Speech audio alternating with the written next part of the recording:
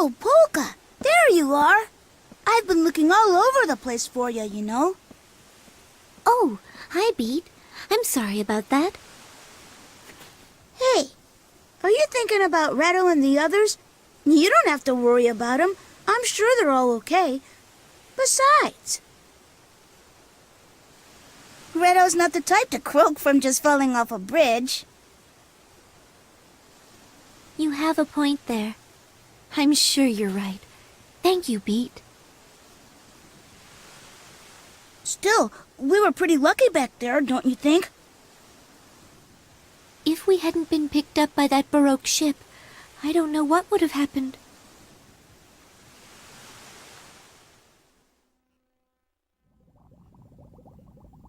Thank you so much for helping us like this. Don't mention it. It was nothing. Is there any way we can repay you? You did save our lives. Yeah, you've already done so much for us. Is there anything we can do to help out? This little squirt here can wash dishes for you or something. Hey, no fair! You can't start calling me Little Squirt just because my hat washed away. At least it sounds like you're all in good spirits, but I'm afraid there's nothing you could help with. Really, you should probably all just get some rest.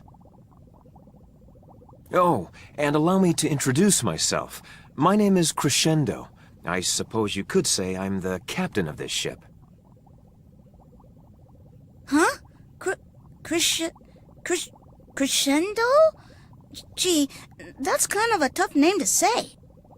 Couldn't we call you something else, something easier to say? Beat, please, don't be silly.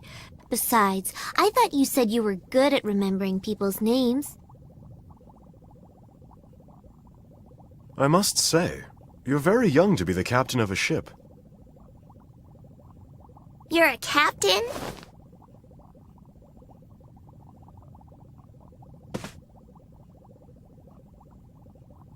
Hey, hold on now.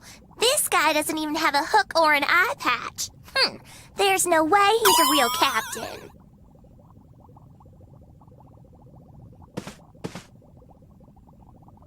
I'm sorry, Captain. I apologize for her rudeness. Hey, maybe I'll just call you Captain for now. I could remember your name, no problem, but you need to show respect to the ship's captain. Feel free to call me whatever you'd like, really. Well, Captain Crescendo, thank you for your kindness. I think we'll get some rest as you suggested.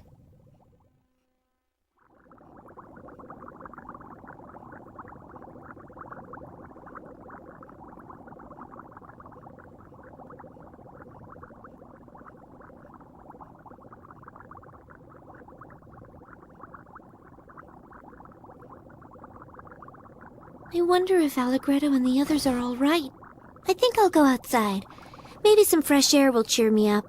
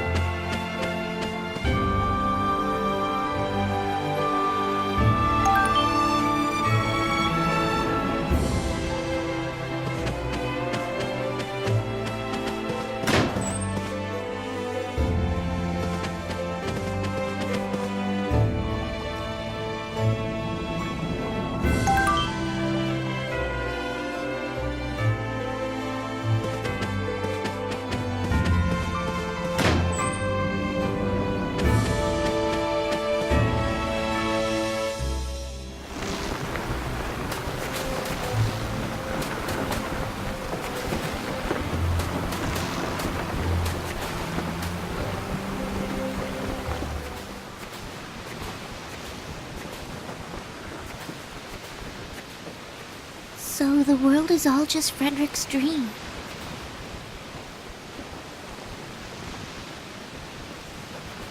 Good evening, Frederic. I see you haven't woken up from your dream yet. Oh, hello, Polka. Are you having trouble sleeping? Yes. I'm still worried about the others.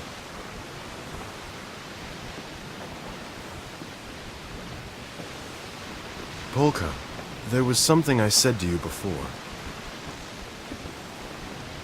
About the way everything in the world slowly fades away, gradually losing its color.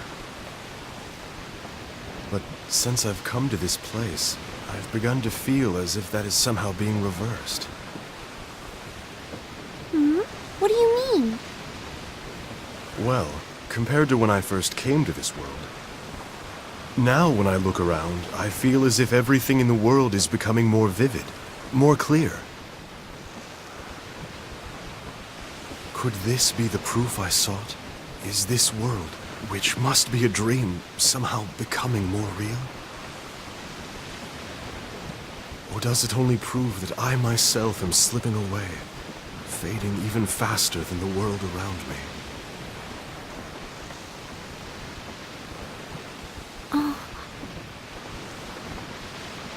For example, I find myself wondering about whether the others are all right.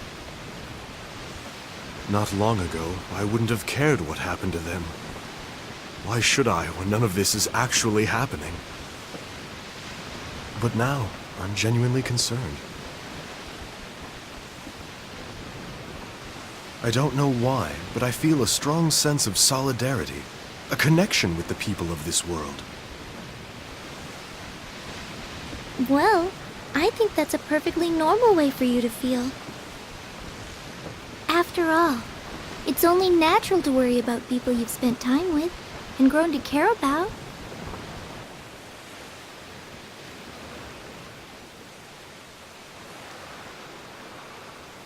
You know, before I had this illness, everything around me seemed so dull and ordinary.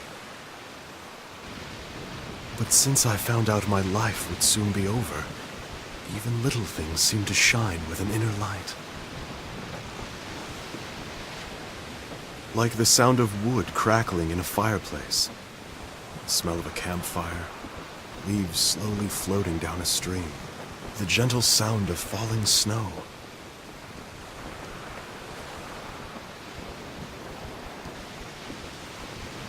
Now that I think about it, I probably only feel that way because I am approaching death myself and have begun to fade more rapidly. Just as Amelia did. Amelia? My sister. She was only 14 when she was struck down by tuberculosis, the exact age you are now. Oh, your sister was my age when she... I see. How terrifying it must have been for her, forced to accept an inescapable fate. She must have had so many hopes and dreams.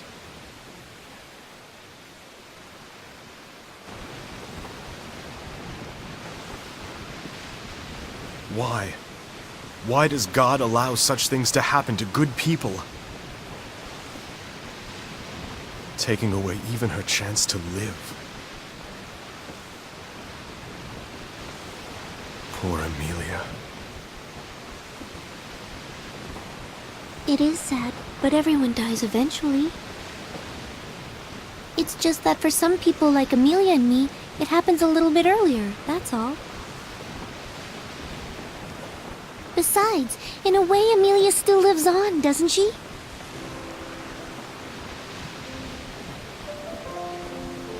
She lives on inside your heart, Frederic. And she lives in the wonderful music that your heart creates. She also lives on inside all the people of the world whose hearts are moved when they listen to your music. Amelia won't ever really die. She'll touch the hearts of every generation to come, Through her brother's melodies, she will live on forever. I think that's wonderful. Frederic, do you need any more proof that part of her still lives on than the thought of that? You know, Polka, whenever I'm with you, I feel like I'm talking to Amelia. It's almost as if Amelia is saying the very same things to me.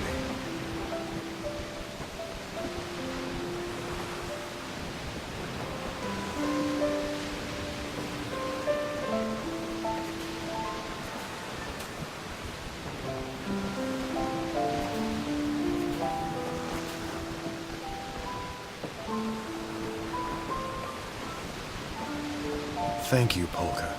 I believe you've taught me something very important tonight. Very important indeed.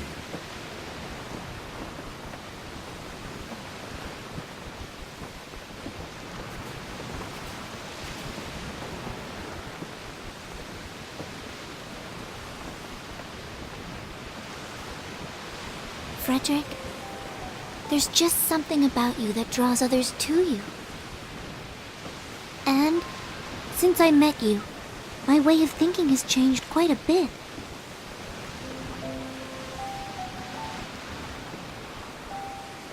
Although I didn't realize it before, I think I've been dwelling on the past and ignoring the future. Because thinking about the future is just too painful when you know you're going to die soon.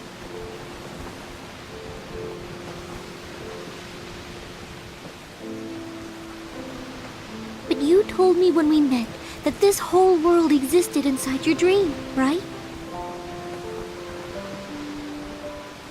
At first, I thought you were teasing me by saying that this was your dream. But now, I actually think that it's a really beautiful idea.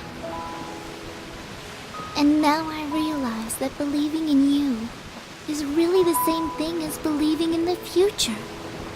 That's especially important for someone like me, who uses magic. You help me be more positive about the future and what I need to do. I should really be thanking you, Frederic, because you've taught me something very important too.